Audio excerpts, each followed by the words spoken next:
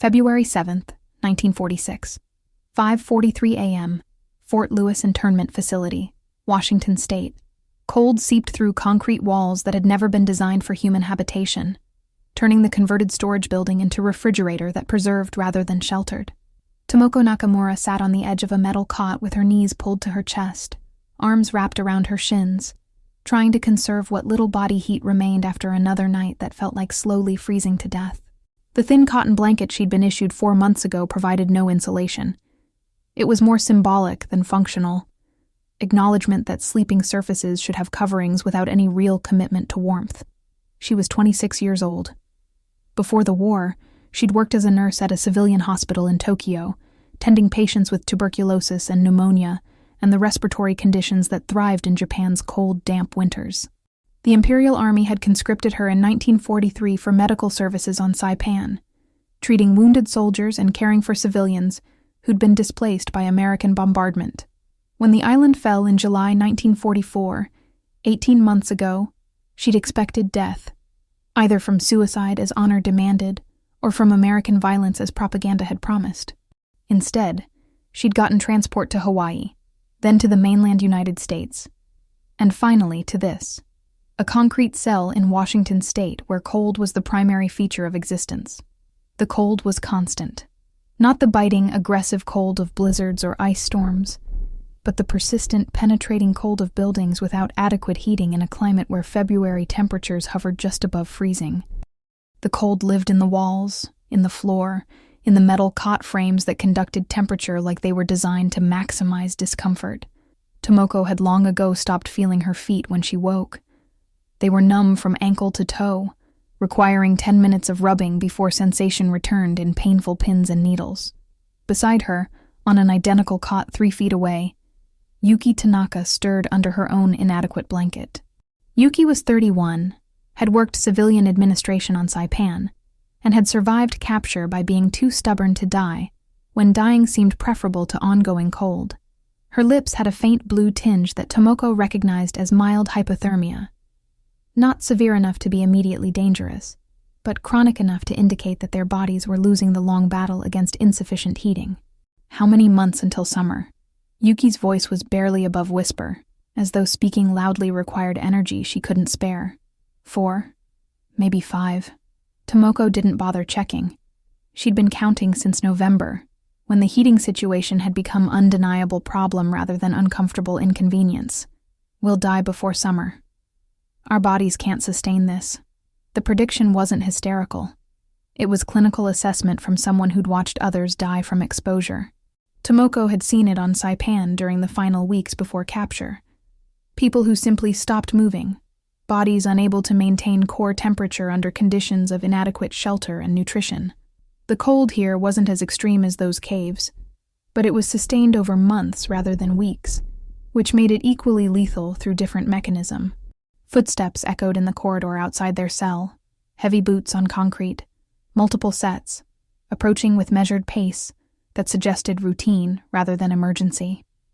Tomoko recognized the pattern.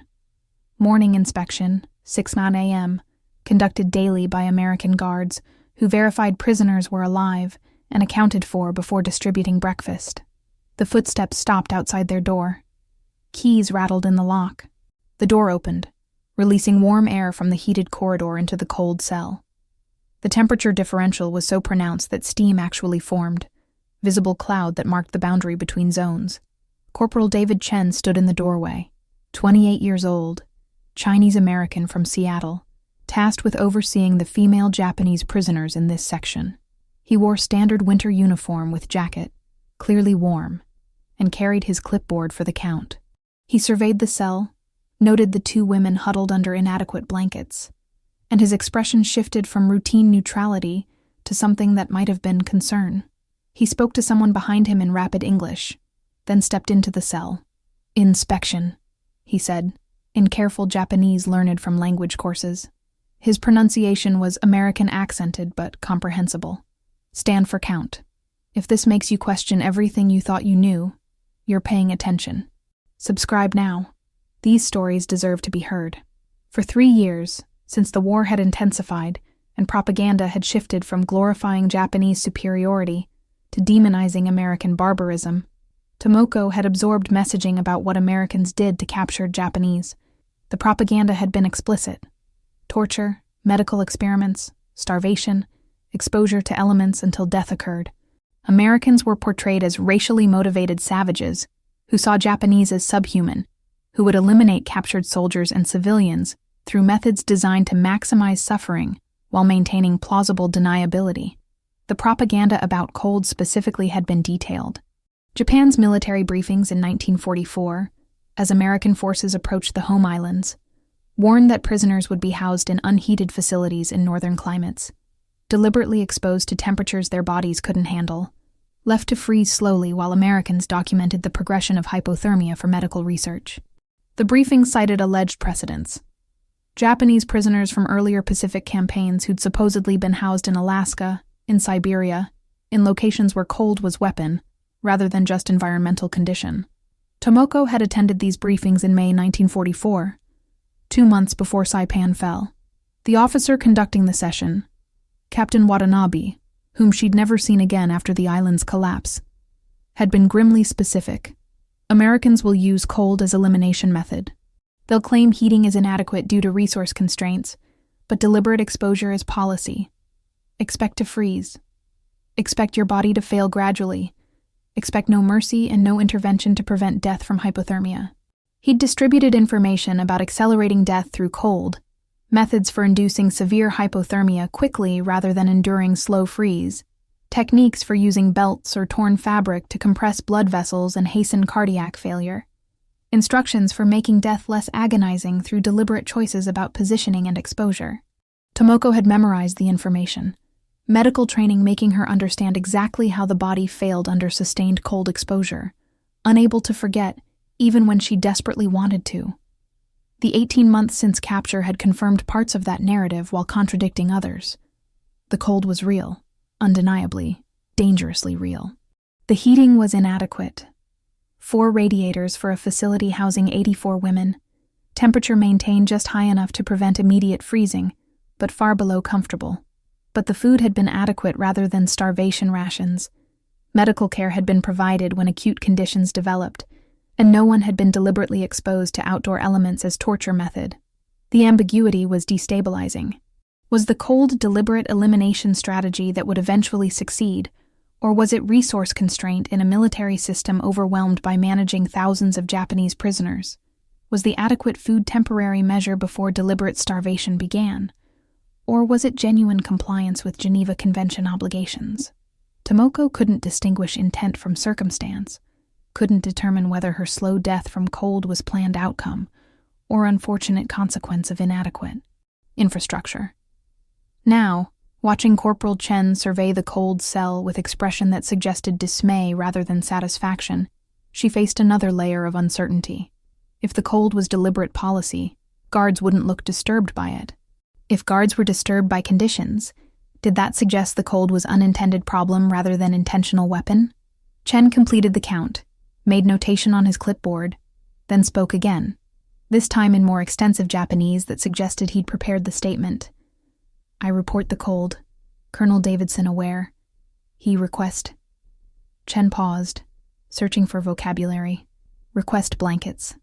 More blankets. Warm blankets. From supply. For prisoners. The words hung in the frigid air. More blankets. Warm blankets. From supply. Tomoko's mind struggled to process the information. The inadequate blankets they'd been issued were standard military surplus, thin cotton designed for temperate climates rather than Washington winters. Warm blankets would be wool, properly insulated, functional rather than symbolic. If Chen was telling truth, if Colonel Davidson had actually requisitioned better blankets, it would suggest concern about prisoners' welfare rather than indifference to slow death from exposure. Yuki spoke before Tomoko could formulate response. When? Today. Maybe tomorrow. Supply slow sometimes. Chen shifted his weight, clearly uncomfortable with conversation that went beyond routine count. Soon. I promise. The promise felt dangerous. Promises created expectations. Expectations led to disappointment when promises weren't kept. Better to expect nothing than to hope for warmth and receive continued cold. Chen left, locking the door behind him. The warm air from corridor dissipated within seconds, replaced by cell's persistent chill. Tomoko remained sitting on her cot, knees pulled to chest, processing what Chen had said. "It's a trap," Yuki said quietly, voicing the suspicion Tomoko was already feeling. "They'll bring blankets, but the blankets will be contaminated. Lice, disease, something that will make us sick so they can say our deaths were from illness rather than exposure." The logic was compelling and paranoid in equal measure. Contaminated blankets had historical precedent. Allegations about smallpox-infected blankets given to Native Americans. Stories about typhus-carrying textiles distributed to populations targeted for elimination. Whether those stories were accurate or apocryphal didn't matter. They provided framework for interpreting any gift from captors as potential weapon. Or, Tomoko suggested carefully, the blankets will be warm and clean, and they'll help us survive winter. Why would they want us to survive? We're burden. We consume resources. We require guards and infrastructure. Easier to let us freeze and blame inadequate supply rather than deliberate elimination. Tomoko had no counter-argument because she'd thought the same thing multiple times over the past 4 months. The difference was that Chen had looked disturbed by the cold, had explicitly stated that Colonel Davidson was aware and taking action. Guards implementing elimination policy wouldn't show concern or promise intervention. The cognitive dissonance between expected behavior and observed behavior suggested her framework for understanding American intentions might be wrong. That afternoon, Tomoko worked her assigned shift in the facility infirmary, 3 hours daily assisting the American medical staff with basic nursing tasks. Dr. Elizabeth Warner, 44, chief medical officer for the facility, supervised with professional efficiency that was neither particularly kind nor particularly cruel. Warner spoke no Japanese, but medical terminology and demonstration bridged most communication gaps. During a break, Warner approached Tomoko with unusual directness. She gestured to the office behind the infirmary, indicated Tomoko should follow. Inside, Warner closed the door and spoke in careful English, supplemented by gestures. "Cold. In barracks. I know, I report. Colonel Davidson requisition blankets, wool blankets, proper warm blankets, for all prisoners. Supply approved. Delivery tomorrow or next day." She pulled a blanket sample from a storage closet. Thick gray wool, properly woven, with weight that suggested actual insulation. She handed it to Tomoko, gestured for her to feel the texture. The wool was rough but dense, completely different from the thin cotton they'd been issued. Warner wrapped it around Tomoko's shoulders temporarily, demonstrating. The warmth was immediate. Not from body heat, because the blanket wasn't warmed, but from insulation that trapped air and prevented heat loss. "Tomorrow, for everyone." Warner unwrapped the blanket, folded it carefully, returned it to the closet. "You tell others. So they know. Not trap, just blankets." The last phrase, "not trap," suggested Warner understood the prisoner's suspicion and was trying to preempt it. The effort was notable. If elimination was policy, medical staff wouldn't bother addressing prisoners' paranoia about receiving blankets.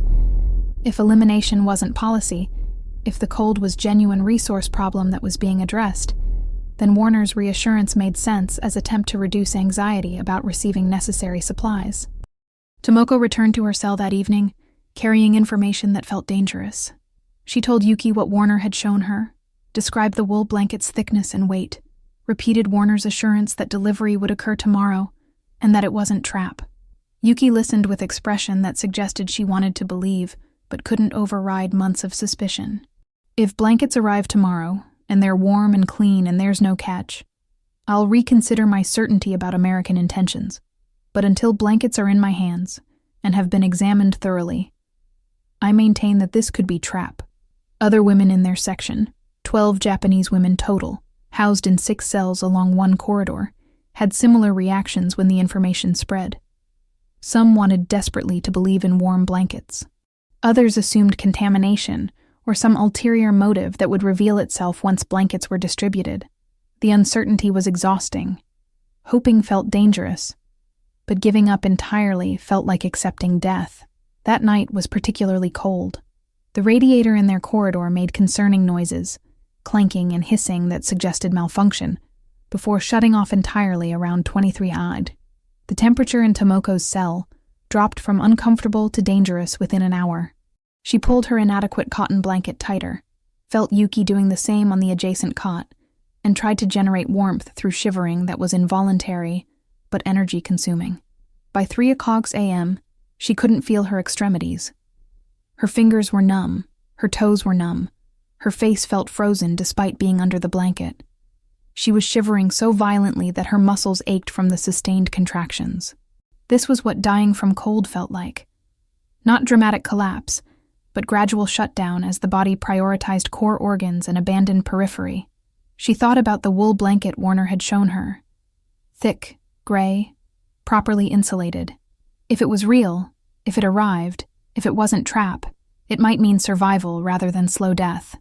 The ifs were overwhelming, but the alternative, accepting that freezing was inevitable, seemed worse than the vulnerability of hoping. Morning came with weak light that did nothing to warm the air. The radiator remained silent, malfunction apparently serious enough to require repair rather than quick fix. Tomoko and Yuki rose from their cots with movements that were stiff and painful, joints protesting cold that had settled into bones. Corporal Chen appeared for morning count at 6:00, accompanied by 2 other guards. He surveyed the corridor, noted the silent radiator, and spoke rapid English to his companions. One of them departed immediately, running, not walking, which suggested urgency. Chen addressed the prisoners in his careful Japanese. Radiator broken. Repair coming. Cold is... problem. Big problem. I am sorry. The apology was unexpected. Guards implementing elimination policy wouldn't apologize for conditions that were achieving policy goals. Chen's distress seemed genuine, which suggested the cold wasn't intended outcome, but acknowledged failure of infrastructure. At 10:47 a.m., trucks arrived. Tomoko heard them through the small window in her cell. Diesel engines, multiple vehicles, stopping outside the facility. Footsteps followed, many sets, moving with purpose, carrying something heavy based on the grunts and coordinated effort sounds. Then Corporal Chen's voice in the corridor. Blankets. New blankets. Distribution now. The cell door opened. Chen and another guard entered carrying folded wool blankets. Gray, thick, identical to the sample Warner had shown. They set 2 blankets on each cot. One for Tomoko, one for Yuki. Chen unfolded one to demonstrate. Wool, warm, clean, just washed. 2 per person. Keep you warm until radiator fixed. He left quickly, moving to the next cell to distribute more blankets. Tomoko stood frozen, literally and figuratively, staring at the 2 gray wool blankets folded on her cot. They looked real. They smelled of laundry soap rather than contamination. The wool was dense, properly woven, with weight that suggested genuine insulation capability. Yuki approached her own blankets with the caution of someone approaching unexploded ordnance. She picked one up, examined it closely, smelled it, checked for stains or signs of prior use. It looks clean, smells clean, feels warm already just from holding it. Tomoko picked up one of her blankets. The wool was rough against her fingers, scratchy in the way real wool was scratchy, rather than the synthetic smoothness of cotton. The blanket was heavy, maybe 3 pounds, with heft that came from actual material rather than just size. She brought it to her face, breathing in the scent. Laundry soap, wool, slight mustiness that suggested military storage but not contamination. She wrapped it around her shoulders. The warmth was immediate and startling. Not from trapped body heat yet. She didn't have excess heat to trap, but from insulation that stopped the air's cold from penetrating further. The difference between the thin cotton blanket and this wool blanket was the difference between symbolic covering and functional protection. It's warm, she said, voice catching slightly. Actually warm. Yuki wrapped herself in her own blanket, pulling it tight around her body. Her expression shifted from suspicion to something like wonder. I can feel the difference. The cold isn't gone, but it's blocked. The blanket is blocking the cold. Around the corridor, similar reactions. Women emerging from cells wrapped in gray wool blankets, faces showing mixture of relief and residual suspicion. They looked like refugees rather than prisoners, huddled figures seeking warmth. clutching blankets that might save them from slow death by freezing. This wasn't sentiment. This was policy, though Tomoko wouldn't understand the framework for weeks. The American approach to housing Japanese prisoners was complicated by racial dynamics, infrastructure limitations, and genuine resource constraints of a military system managing thousands of captives across multiple facilities. The Geneva Conventions required adequate shelter, but adequate was subject to interpretation and resource availability. The Fort Lewis facility had originally been storage buildings, converted hastily to prisoner housing when the influx of Japanese captives exceeded dedicated POW camp capacity. The conversion had included basic necessities, cots, sanitation, meal delivery, but heating had been inadequate from the start. The radiators were salvaged equipment, insufficient in number and prone to malfunction. The building's concrete construction was durable but thermally inefficient, retaining cold rather than warmth. Colonel James Davidson, facility commander, had documented the heating problems in November 1945. His reports to Regional Command noted temperatures in prisoner quarters averaging 45 to 50 degrees, 7 to 10 degrees C, well below the recommended minimum for human habitation. He'd requisitioned additional heating equipment, but wartime shortages meant supplies were allocated to combat zones rather than domestic facilities. When heating equipment wasn't forthcoming, he'd requisitioned warm blankets as interim solution, achievable within supply chain constraints when heating upgrades were not. The policy rested on 4 considerations. First, legal compliance. Prisoners were entitled to conditions that prevented harm from exposure, and freezing deaths would constitute Geneva violation. Second, practical efficiency. Healthy prisoners could perform assigned work, while sick or dying prisoners required expensive medical intervention. Third, moral imperative. Regardless of wartime propaganda, most American commanders recognized prisoners as human beings, deserving basic protection from lethal environmental conditions. Fourth, reciprocal concern. How America treated Japanese prisoners would influence how Japan treated American prisoners, creating incentive for maintaining standards. The wool blankets were U.S. Army surplus, standard issue for troops in cold climates, accumulated in warehouses after troops had been deployed to warmer Pacific theaters. The blankets were clean, functional, and immediately available when heating equipment wasn't. Davidson's requisition had been approved within 48 hours, with delivery following 3 days later once supply officers located sufficient quantity.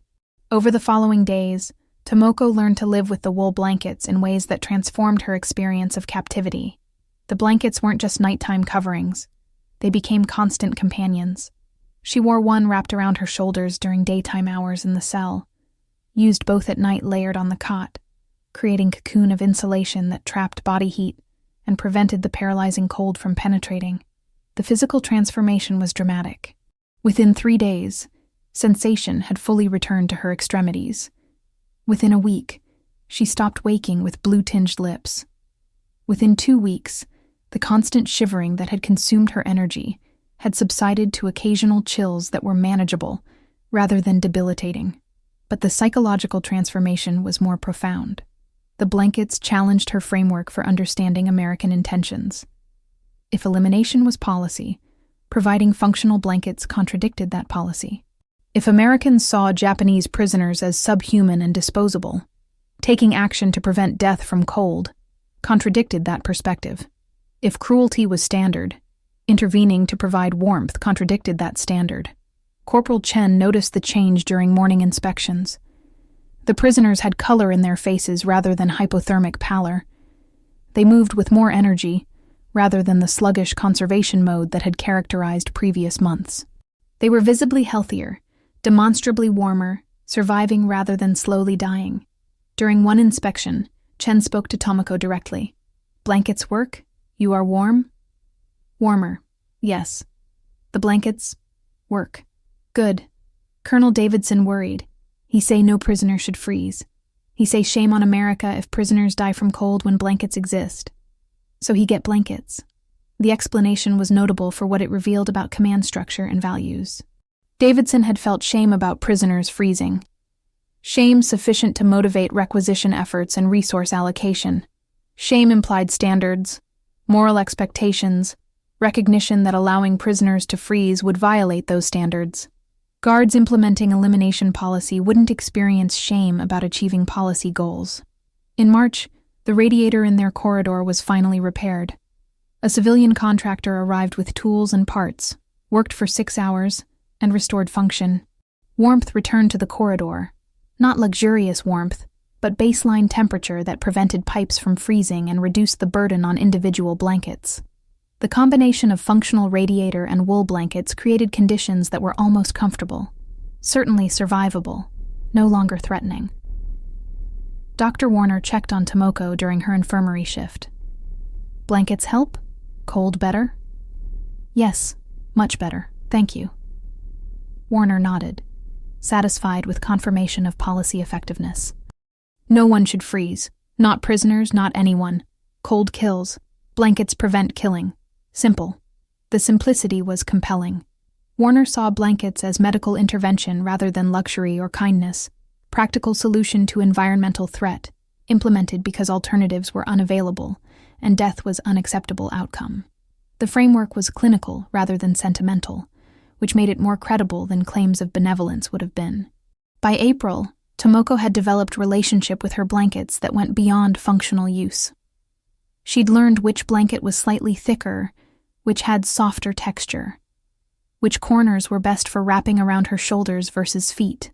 The blankets had become personal possessions in a way that surprised her.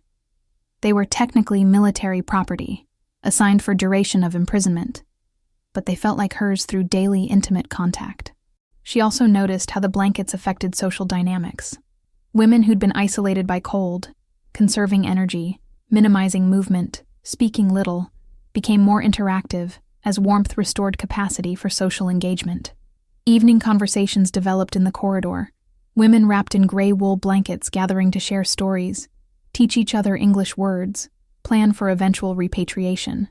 Yuki, who'd been most suspicious about the blankets initially, became their strongest defender. During one evening gathering, she said, "I was wrong about the blankets being trap. I was wrong about Americans wanting us to freeze.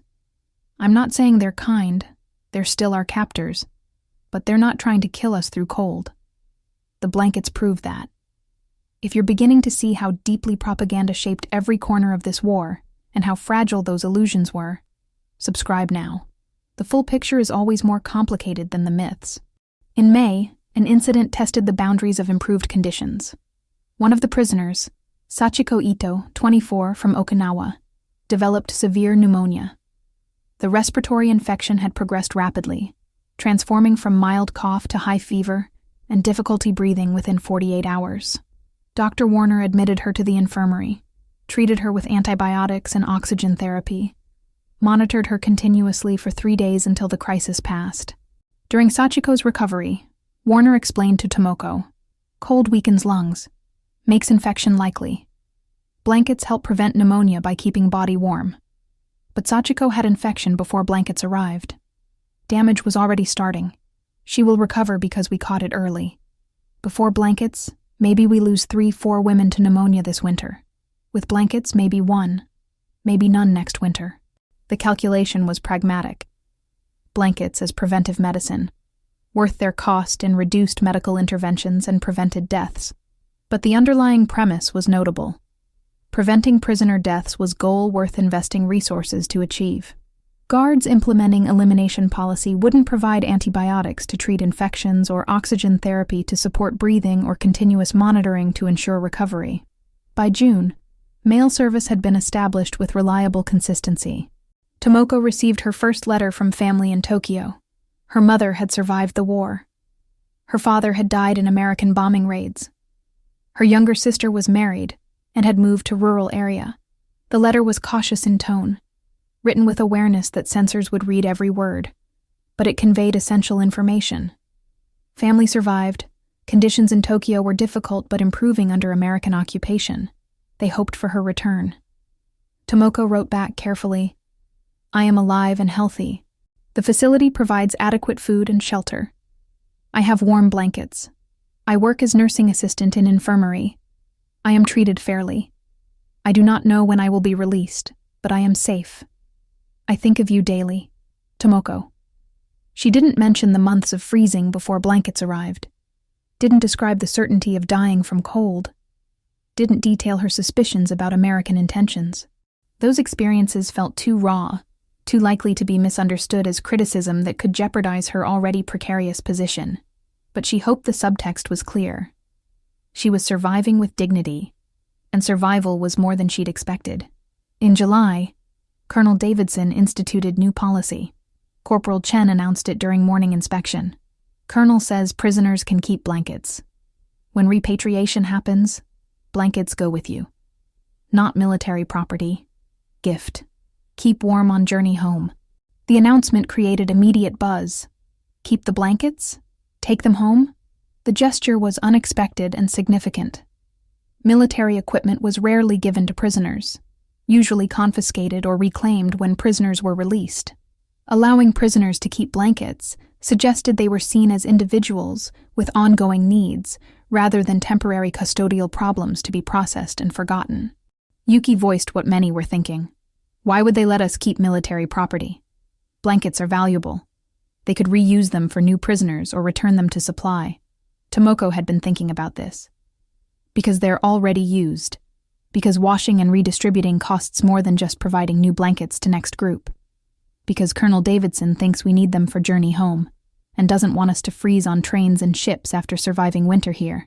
The last reason, concern for prisoners' welfare after release, seemed most credible despite requiring significant revision of assumptions about American indifference. If Davidson was thinking about prisoners freezing during repatriation journey, he was thinking about their continued welfare beyond his direct responsibility. That level of consideration suggested ethical framework that extended beyond minimum legal compliance. In August, a new guard was assigned to their corridor, Private Daniel Wilson, 20, fresh from basic training, clearly nervous about supervising prisoners. During his first week, he made inappropriate comment during inspection that Tomoko didn't fully understand but recognized as disrespectful based on his tone and body language. She reported it to Corporal Chen the following day during her infirmary shift. Chen's response was immediate. What'd he say exactly? Tell me words. Tomoko repeated the English phrase as well as she could remember. Something about Japanese women, and blankets, and not deserving comfort. Chen's expression hardened. That not acceptable. I talked to him. If he continue, I report to Colonel. Wilson didn't continue. He appeared the next day with formal apology delivered through Chen's translation. Private Wilson says he spoke disrespectfully. He was wrong. He apologizes. Colonel Davidson made clear, all prisoners treated with respect, regardless of nationality. Blankets are not special favor. They are requirement to prevent harm. Wilson understands now. The incident revealed enforcement of standards, even when violations were relatively minor. Wilson hadn't physically harmed anyone. He'd just made disrespectful comments suggesting prisoners didn't deserve warmth. But that comment had been taken seriously, addressed immediately, and corrected through combination of direct confrontation and command-level policy clarification. Civilization wasn't automatic. It required maintenance. That night, Tomoko sat on her cot wrapped in her wool blanket. The thicker one, her favorite one. Now 8 months of constant companion through cold that would have killed her without it. She ran her hands over the fabric, feeling texture that had become familiar through daily contact. The blanket was worn now. Edges were fraying slightly. One corner had small hole from catching on cot frame. The gray color was faded in spots where sunlight from the window had touched it repeatedly. But it was warm. Demonstrably, reliably warm. The blanket had saved her life. Not through dramatic intervention, but through sustained protection against cold that would have gradually killed through hypothermia if she'd had only the thin cotton blanket to rely on. This piece of military surplus, this gray wool rectangle with fraying edges, had been difference between death and survival. Questions accumulated in her mind during long evening hours. If Americans had provided blankets to prevent freezing deaths, what else had propaganda gotten wrong? If Colonel Davidson felt shame about prisoners being cold and took action to address it, did that suggest American commanders generally operated with moral framework rather than pure pragmatism? If guards like Chen and Warner showed concern about prisoner welfare, was that personal characteristic or broader institutional culture? She didn't have answers. The questions themselves were destabilizing, dangerous to her previously certain understanding that Americans were enemies who saw Japanese as subhuman. But the blanket in her hands, warm, functional, given when she'd expected nothing, demanded new framework for understanding American intentions and actions. In September, repatriation planning began.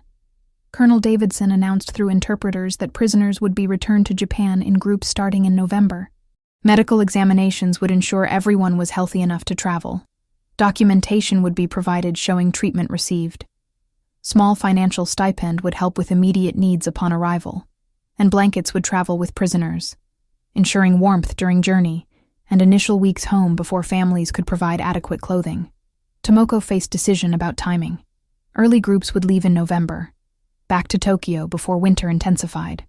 Later groups would leave in January or February, more time to recover health before facing destroyed cities' privations, but also more months in captivity. She chose November departure, eager to reunite with family despite uncertainty about conditions awaiting.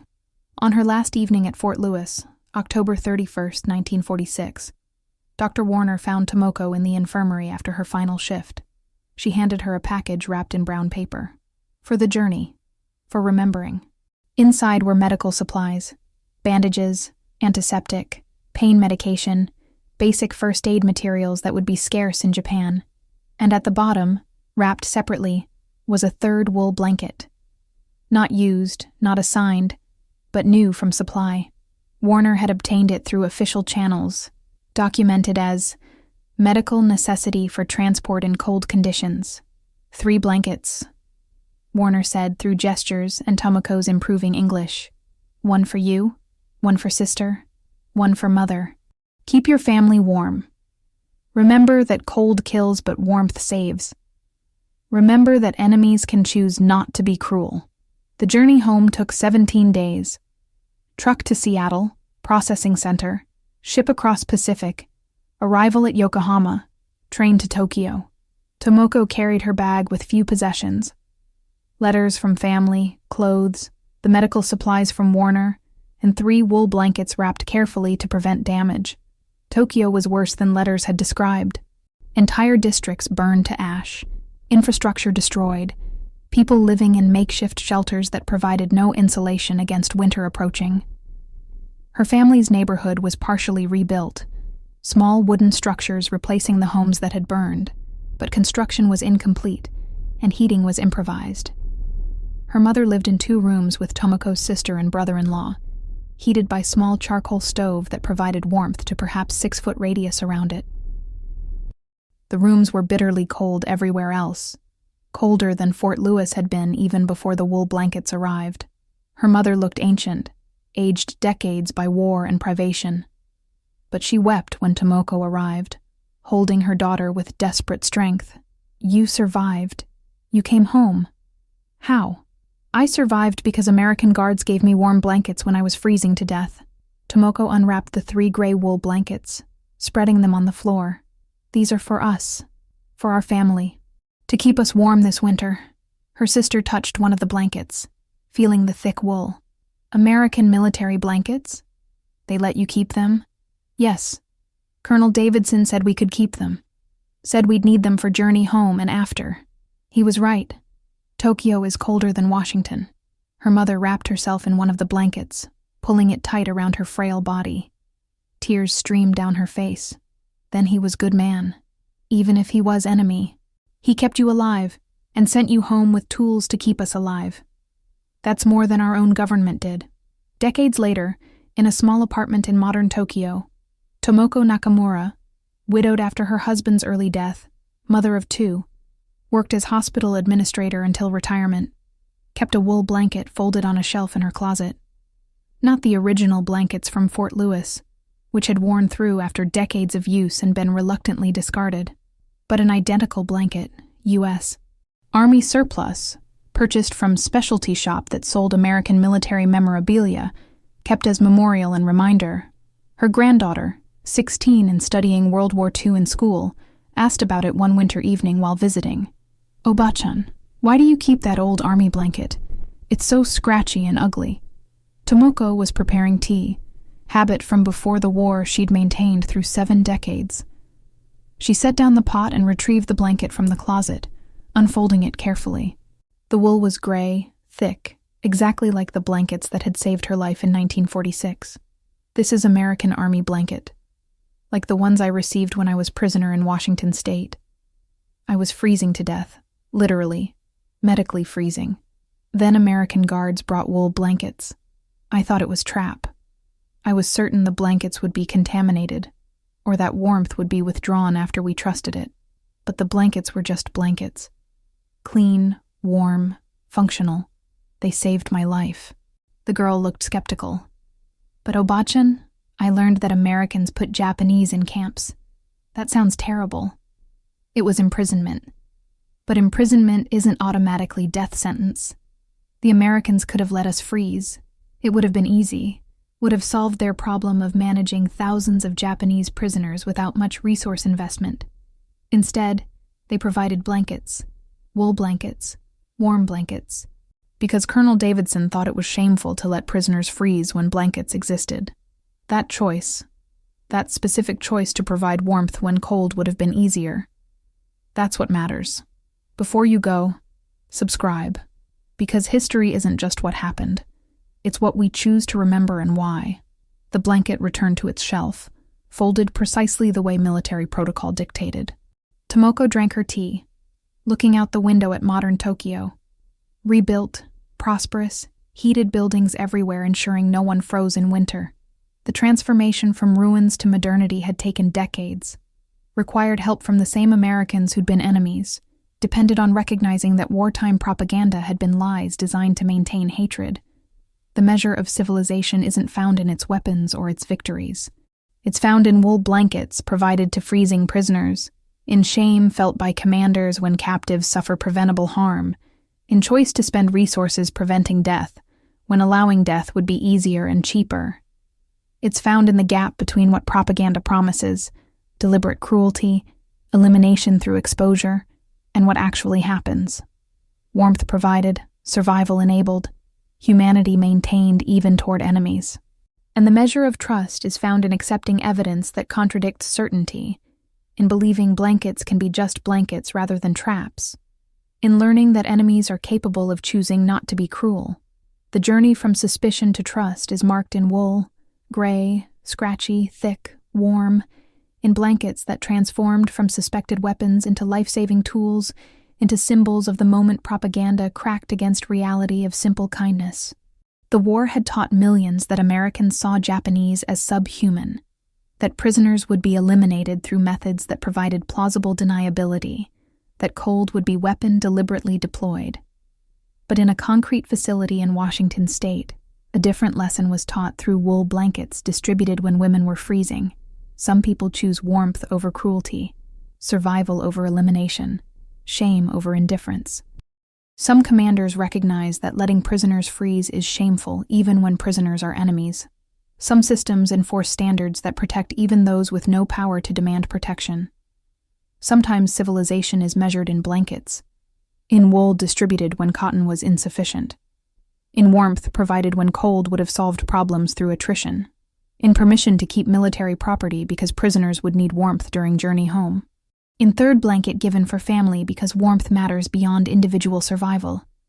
The blanket sat on the closet shelf, gray wool and fraying edges, testimony to the truth that cold kills but warmth saves, that enemies can choose not to be cruel, that the moment you believe blankets are just blankets rather than traps is the moment propaganda loses power over your understanding. Sometimes trust is rebuilt through sustained warmth, through months of not freezing when freezing seemed inevitable, through the recognition that being warm is right rather than privilege, that preventing harm is standard rather than exceptional kindness. The measure of a nation is found in how it treats those it has every reason to hate, every practical motivation to neglect, every ideological justification to eliminate. It's found in blankets, 3 pounds of gray wool, provided when death from cold would have required no active cruelty, just passive indifference. It's found in commanders who feel shame, in guards who report malfunctions urgently, in doctors who measure success by pneumonia cases prevented, in systems that enforce respect even toward those who were taught to expect only cruelty. The blanket testified to this truth, wool preserved for decades, reminder that the ability to trust again, after propaganda taught comprehensive suspicion, after months of cold suggested deliberate elimination, after certainty that warmth must be trap, begins with simple physical evidence, a blanket that is warm, that stays warm, that saves rather than harms, that proves through sustained function that not all gifts from enemies are weapons, that sometimes warmth is just warmth and kindness is just the choice not to be cruel when cruelty would be easier.